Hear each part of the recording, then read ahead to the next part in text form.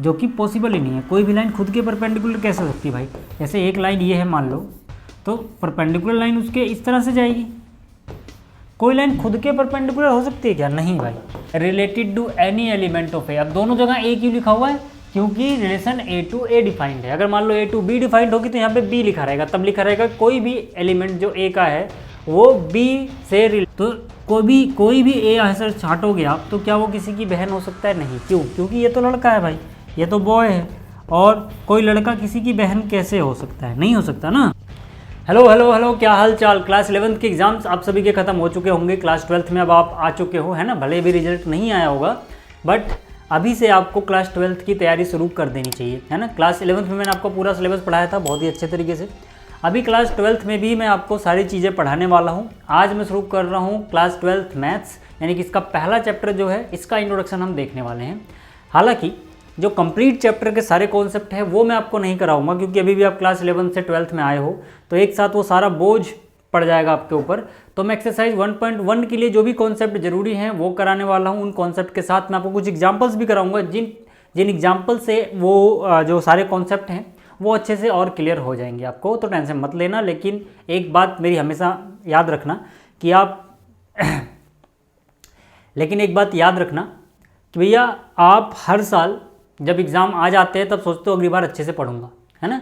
लेकिन class 12th आपके school life का आखिरी साल होगा, तो आप ट्राई करना यार कि अभी शुरुआत से अब बिना टाइम वेस्ट किए पढ़ाई शुरू कर दो, ताकि आपके दिमाग पे कोई ऐसा प्रेशर ना आए। आप थोड़ा थोड़ा भी पढ़ोगे ना वो कवर हो जाएगा। अगर आप थोड़ा थोड़ा भी पढ़ते हो तो वो उससे कहीं बेहतर है कि आप एंड में जाके बहुत ज़्यादा मेहनत करने जाते हो, क्योंकि शुरू में आपने टाइम वेस्ट किया होता है। तो आप अभी से मेहनत करो, ठीक है। बाकी मैं पूरे साल आपके साथ रहूँगा, सारी चीज़ आपको गाइड करता रहूँगा। अभी ये मैथ शुरू हो रही है, तो आप अभी शुरुआत से सारे लेक्चर देखते रहो, नोट्स बनाते रहो। और ये जो लेक्चर की PDF है ये टेलीग्राम पे आपको मिल जाएगी, है ना। सेम चैनल रहेगा जैसे क्लास 11th में भी था, @AK Study Plus, उसी पे, है ना, उसी पे आपको क्लास 12th मैथ्स भी मिल जाएगी। चलिए शुरुआत करते हैं, है ना।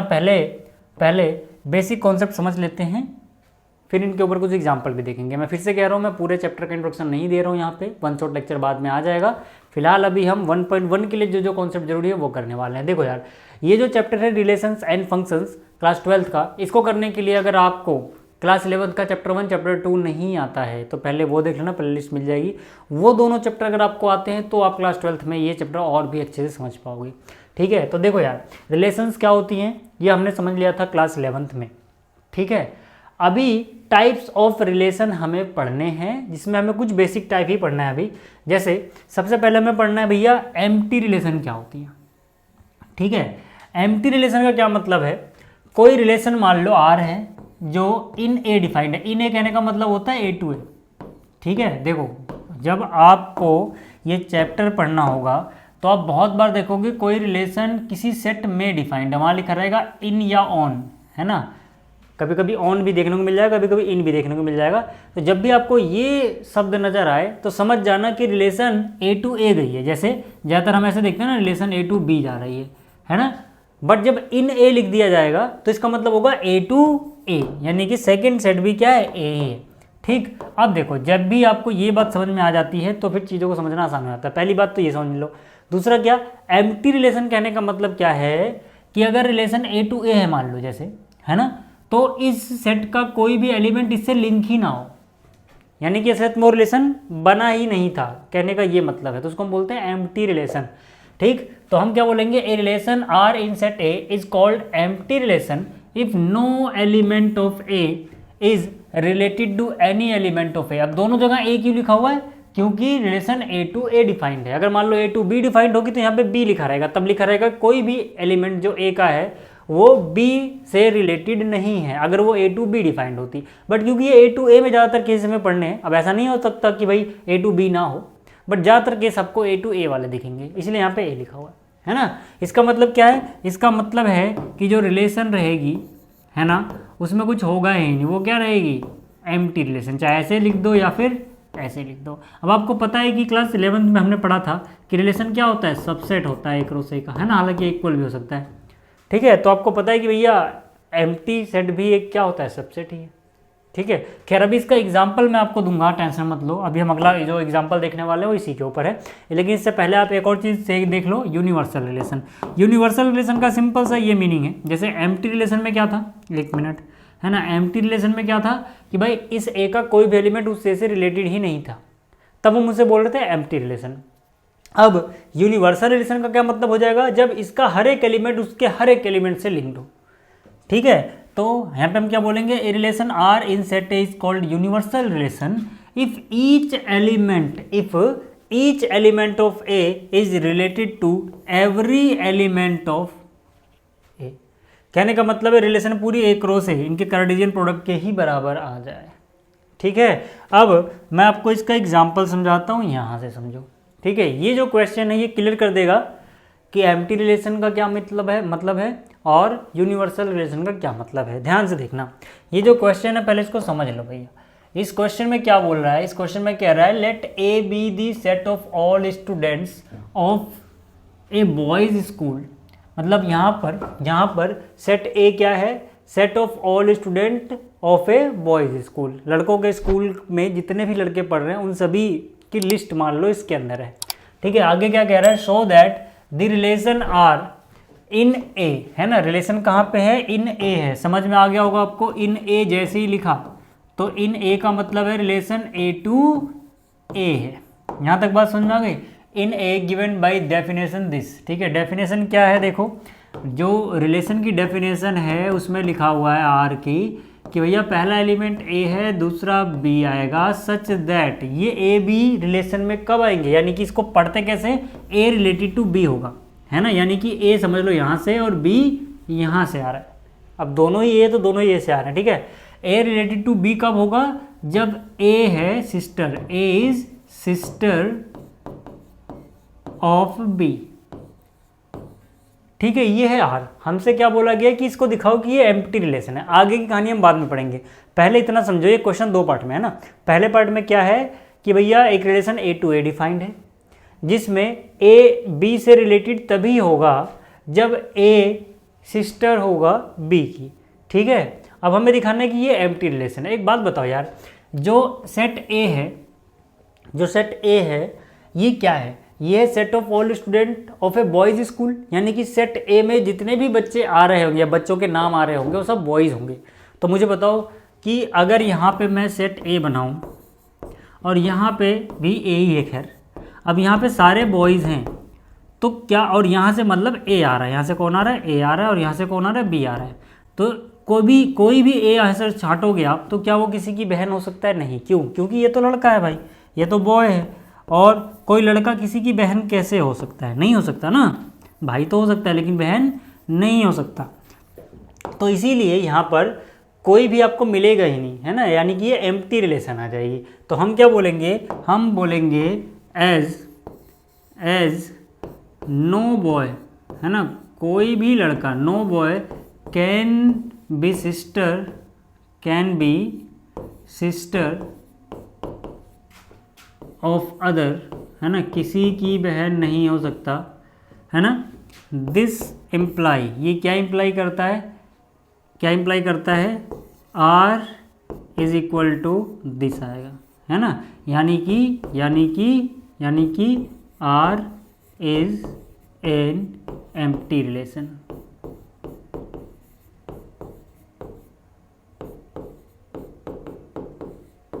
यहाँ तक समझ में आ गई बात, क्योंकि भाई कोई भी लड़का किसी दूसरे लड़के की या लड़की की बहन नहीं हो सकता है, इसीलिए हम क्या बोलेंगे कि भाई इसमें कुछ आएगा ही नहीं, हम कुछ लिख ही नहीं पाएंगे।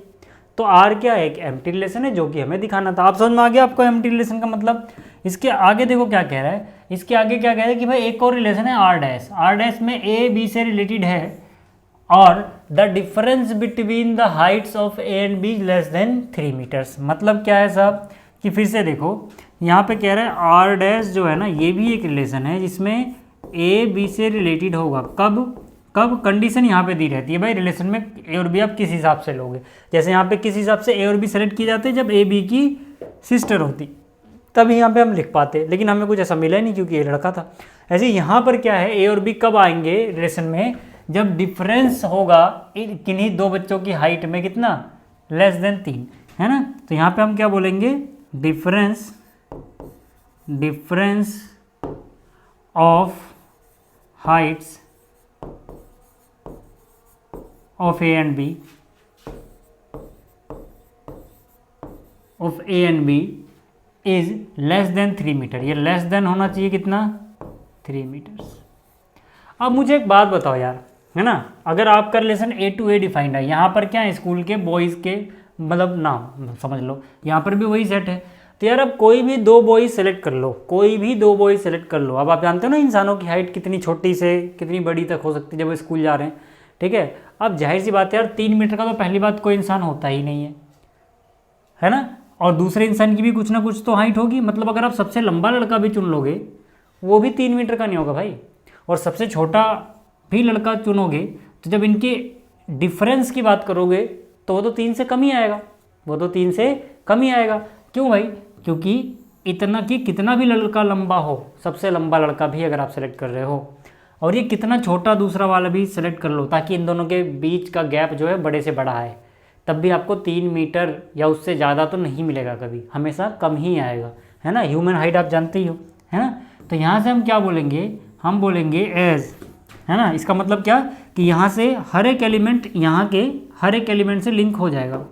सॉरी, यहाँ पे नहीं देखते, यहाँ का हर एक एलिमेंट यहाँ के हर एक एलिमेंट से लिंक हो जाएगा, क्योंकि यहाँ से जो भी बच्चा आप सेट करोगे वो बाकी बच्चों के साथ जो डिफरेंस होगी उसका हाइट का वो लेस देन 3 मीटर ही आएगा, है ना। हम क्या बोलेंगे, as difference of Heights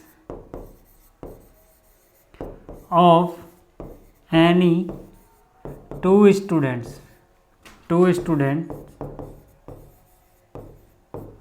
is always less than 3 metre. अब अच्छे से लिख देना चाहो तो, है ना। इसका मतलब ईच स्टूडेंट, है ना, ईच स्टूडेंट ऑफ ए, है ना, मतलब इस सेट का हर एक student is related to each student of A. भाई देखो दोनों ही ए है, इसलिए दोनों जगह मैं ए लिख रहा हूँ, ठीक है ना। मतलब इस ए का हर एक बच्चा इस ए के हर एक बच्चे से ही लिंक है। क्लियर होगी बात। इसका मतलब क्या, इसका मतलब जो आर डैश है ना, वो सीधा सीधा इसके ही बराबर आ जाएगा, यानी कि आर डैश क्या है, यूनिवर्सल रिलेशन है।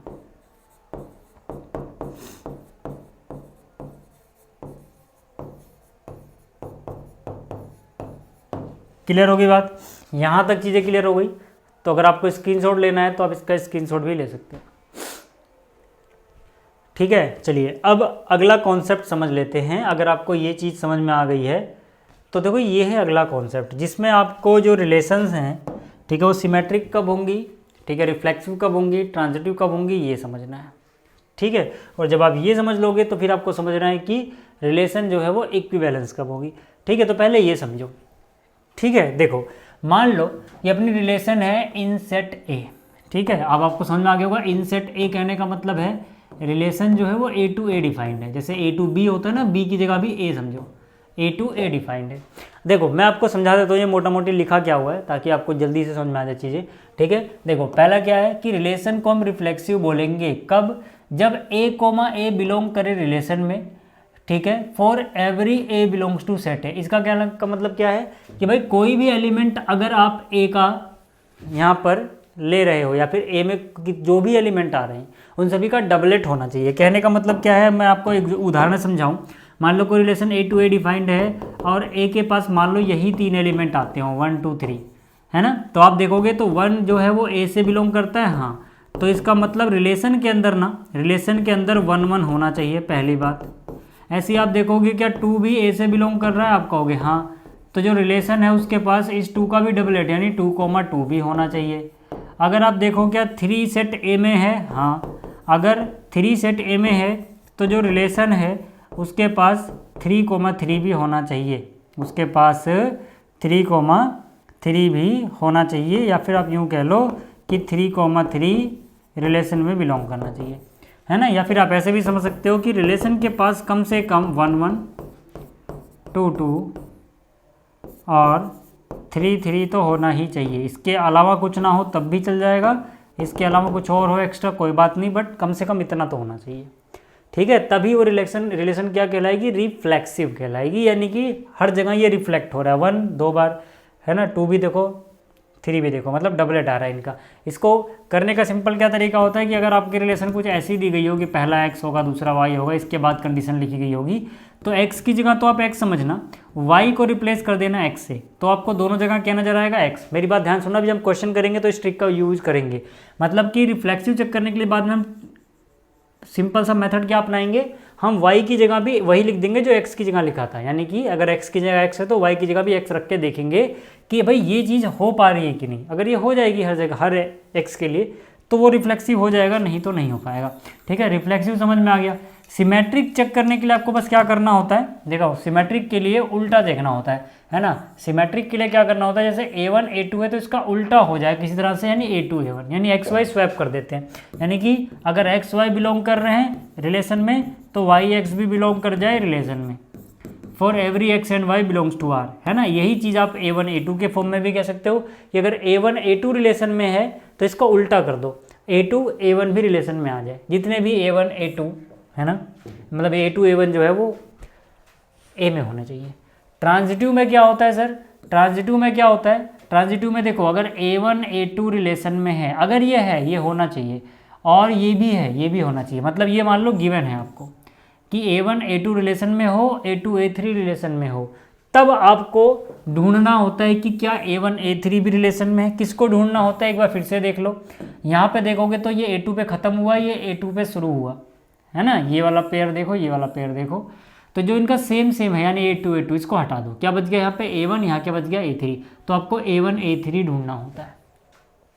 समझ में आ गई बात, समझ में आ गई बात। अच्छा अगर मान लो ये हो ही ना, ये हो ही ना, तो उसको ढूंढे बिना भी आप ट्रांजिटिव बोल सकते हो। ये चीज़ बहुतों को नहीं पता होती, ये क्वेश्चन में आएगा जब हम 1.1 कर रहे होते हैं, ठीक है। फिलहाल खैर अभी आप उतना कॉम्प्लेक्सिटी मत जाओ, अभी आप इतना समझ लो कि अगर a1 a2 है, a2 a3 है, तो हम a1 a3 को सर्च करते हैं, ठीक है, तो रिलेशन ट्रांजिटिव होती है, ठीक है। और एक ऐसी रिलेशन जो तीनों ही हो सर, जो तीनों ही हो, मतलब क्या, एक रिलेशन जो रिफ्लेक्सिव भी हो, सिमेट्रिक भी हो, ट्रांजिटिव भी हो, ऐसी रिलेशन को हम बोलते हैं इक्विवेलेंस रिलेशन।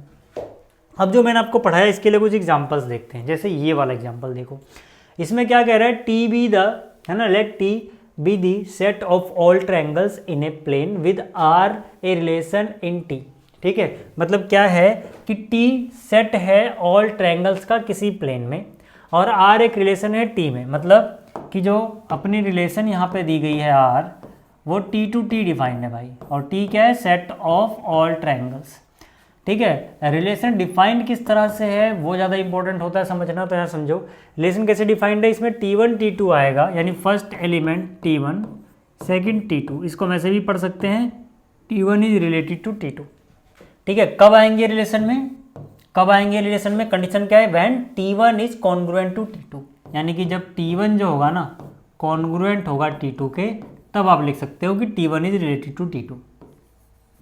यहाँ तक बात समझ में आ गई।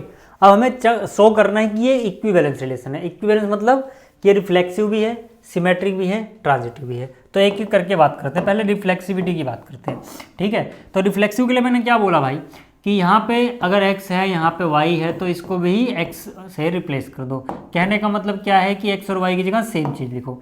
तो मैंने क्या कहा, मैंने कहा चलो ठीक है, कोई भी t डैश मान लेता हूँ जो इस सेट t में है। जैसे अभी जो मैंने आपको डेफिनेशन पढ़ा उसमें क्या बोला कि कोई भी एलिमेंट जो a में है तो a, a रिलेशन में हो जाए, यही समझाया ना मैंने आपको। ऐसे ही इस सेट के लिए को ट्रायंगल का है तो टी में ही कुछ मानते हैं, है ना। स्मॉल ए की जगह मैंने टी डैश बोल दिया। मैंने कहा टी डैश मान लो इस सेट में है, मतलब क्या कि ये जो टी डैश है ये इसमें अगर है ना, तो क्या मुझे ये चीज़ मिल जाएगी, क्या मुझे ये चीज़ मिल जाएगी रिलेशन में। अगर हाँ तो मैं बोल दूंगा होगा। अब ये चीज़ कब मिलेगी, देखो यहाँ से आपको डेफिनेशन समझनी है। T1 T2 कब आते हैं रिलेशन में, जब T1 T2 के कॉन्ग्रुएंट होता है। हम क्या बोलेंगे कि भाई देखो T डैश तो कॉन्ग्रुएंट होगा T डैश के, क्यों, एवरी ट्रायंगल, भाई ये T क्या है, ट्रायंगल ही तो है, ठीक है, क्योंकि ये सेट ऑफ ट्रायंगल्स हैं भाई। ठीक है, सब कुछ ट्रायंगल में ही चलेगा। Every triangle is congruent to itself.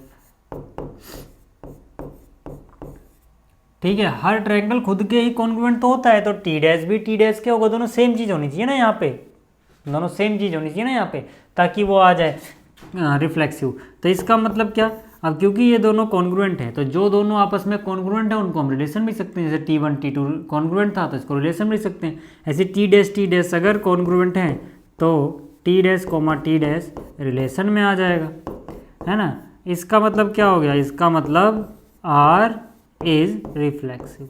R क्या हो गई, रिफ्लेक्सिव हो गई। समझ में आ गई बात, समझ में आ गई बात, ये समझाने के लिए था। ठीक है, यहाँ तक चीज़ें क्लियर हो रही हैं आपको, तो अच्छी बात है। आगे चलते हैं, ठीक है, आगे चलते हैं। अब सिमेट्रिसिटी की बात करते हैं। सिमेट्रिसिटी में देखो क्या होता है, ठीक है, फिर से समझ लो एक बार करने का तरीका, कि A1 A2 है तभी हम A2 A1 ढूंढते हैं। मतलब ये हम मानेंगे कि अगर ये है तो हमें वो लाना होगा किसी तरह से। ठीक है, तो यानी कि इसमें हम क्या करेंगे, हम बोलेंगे let T1 T2 belongs to कहाँ, R में, रिलेशन में। ठीक है, अब मुझे इसका उल्टा लेके आना है। उल्टा मैं लाऊंगा कैसे, हर क्वेश्चन में ये ट्रिक अपनाएंगे हम, ध्यान से देखना। उल्टा मैं कैसे लाऊंगा, इसकी डेफिनेशन यूज करके, कि भाई T1 T2 कब आएंगे रिलेशन में, जब वो आपस में कॉन्ग्रुएंट रहे होंगे। इसका ये भी मतलब है कि अगर ये है तो ये होगा, लेकिन इसका उल्टा भी सच है। मतलब अगर T1 T2 रिलेशन में है तो ये भी तो रहा होगा, मतलब वो कॉन्ग्रुएंट रहे होंगे। तो वही चीज़ हम यहाँ पे यूज़ करेंगे कि अगर T1 T2 रिलेशन में है तो इसका यही तो मतलब है कि जो T1 है वो कॉन्ग्रुएंट रहा होगा T2 के। तो अगर T1 T2 के कॉन्ग्रुएंट है तो इसका उल्टा भी कर सकते हैं हम कि भाई T2 T1 के कॉन्ग्रुएंट होगा। भाई ये वाला ट्रायंगल उस वाले के है तो उस वाला इस वाले के भी कॉन्ग्रुएंट है, सीधी सी बात है। अब जैसे ही ये हो गया, मैं बोल सकता हूँ कि देखो जो पहले लिखा है वो कोमा के पहले आ रहा है, जो बाद में लिखा है वो कोमा के बाद आ रहा है। तो यहाँ पर पहले कौन लिखा है, T2, कोमा के बाद क्या आएगा, T1। अब आप देख पा रहे होगे कि अगर T1 T2 रिलेशन में था तो इसने इंप्लाई कर दिया कि भाई इसको स्वैप कर दो, उल्टा कर दो, T2 T1 भी रिलेशन में है। इसका क्या मतलब हुआ, इसका मतलब जो रिलेशन है वो सिमेट्रिक है। भाई रिलेशन क्या है, सिमेट्रिक है। यही तो डेफिनेशन मैंने आपको पढ़ाई है सिमेट्रिसिटी की। यहाँ तक अगर चीज़ें क्लियर हो गई हैं, ठीक है, तो और आगे चल लेते हैं। अब ट्रांजिटिविटी की बात कर लेते हैं। भाई ट्रांजिटिविटी में फिर से ध्यान से देखना, हम क्या कॉन्सेप्ट लगा रहे हैं कि अगर ये और ये दोनों हैं तब हम उसको ढूंढते हैं, है ना। कहने का मतलब क्या है, कहने का क्या मतलब है कि हम बोलेंगे यहाँ पे कि चलो ठीक है भाई, चलो ठीक है, मान लेते हैं लेट, ठीक है, let T1 T2 belongs to R and ठीक है, यहाँ पे जगह इतनी है क्या, हो जाएगा क्या, चलो ठीक है, देखते हैं। ठीक है, थोड़ा सा और इधर कर देता हूँ, जगह थोड़ा बन जाएगी। ठीक है, and T2 T3 belongs to R। यहाँ तक बात समझ में रही, कैमरे में आ रहा है क्या, कैमरे में आ रहा है क्या, यहाँ से कर देता हूँ, हाँ ठीक है। ध्यान से देखो भाई, ये जो चीज़ें आपको लिखनी होती है ना, इसमें ध्यान देना होता है कि जो यहाँ पे ख़त्म हुआ है वहीं से शुरू होना चाहिए। कहने का मतलब कि अगर T2 पे ख़त्म हुआ है तो T2 से शुरू होना चाहिए। फिर हमें लाना क्या होता है, जो बच गया T1 और T3 लेके आना है। तो वो मैं कैसे लाऊंगा, ध्यान से देखना। मैं बोलूँगा भाई ये कब हो सकता है, इसका मतलब क्या, देखो अगर T1 T2 से रिलेटेड है, मतलब ये रिलेशन में है, तो इसका मतलब T1 कॉन्ग्रुएंट रहा होगा T2 के, एंड T2 T3 से रिलेटेड है, इसका मतलब T2 कॉन्ग्रुएंट रहा होगा T3 के। इसका क्या मतलब है भाई, इसका मतलब देखो ये है सीधा सीधा कि देखो जो दूसरा ट्रायंगल हो पहले के हूबहू एक जैसा है और दूसरा तीसरे के भी हूबहू एक जैसा है। मतलब क्या कि पहला तीसरे के एक जैसा ही तो होगा, क्योंकि इसका मतलब क्या, देखो जैसा ये वैसा 1 और जैसा ये वैसा 3, तो मतलब 1 और 3 भी एक जैसे, है ना। तो इसका मतलब क्या कि T1 कॉन्ग्रुएंट रहा होगा T3 से। अब इसका क्या मतलब हुआ कि T1 T3 बिलोंग करते हैं रिलेशन में। क्यों भाई, क्योंकि यही तो डेफिनेशन थी कि अगर दो ट्रायंगल आपस में कॉन्ग्रुएंट हैं तो पहला कोमा के पहले और दूसरा कोमा के बाद लिख दो। तो अगर T1 T3 कॉन्ग्रुएंट हैं तो पहला कोमा के पहले, उसके बाद में जो T3 है उसको कोमा के बाद लिख दो, है ना। अब आप देखो T1 T2 T2 T3 अगर रिलेशन में है तो इन्होंने इम्प्लाई कर दिया कि 1 और 3 भी हैं, इसका मतलब relation is transitive, relation is transitive. अब हम क्या बोलेंगे फाइनली, हम क्या बोलेंगे फाइनली, हम बोलेंगे रिलेशन इज रिफ्लेक्सिव। अब आप देख रहे होगे कि भाई यहाँ से प्रूफ क्या हुआ था, रिलेशन रिफ्लेक्सिव है, यहाँ से प्रूफ क्या हुआ था, सिमेट्रिक है, एंड लास्ट में क्या प्रूफ हो गया, ट्रांजिटिव है, लास्ट में क्या प्रूफ हो गया, ट्रांजिटिव है। इसका मतलब रिलेशन इज इक्विवेलेंस।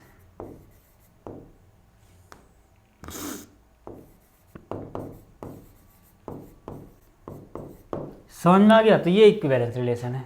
क्लियर होगी बात? अब स्क्रीनशॉट लेना तो एक बार ले लो, छोटा कर देता हूँ थोड़ा मैं, ताकि ये आ जाए पूरा एक बार में। वैसे पीडीएफ तो आपको मिल ही जाएगी।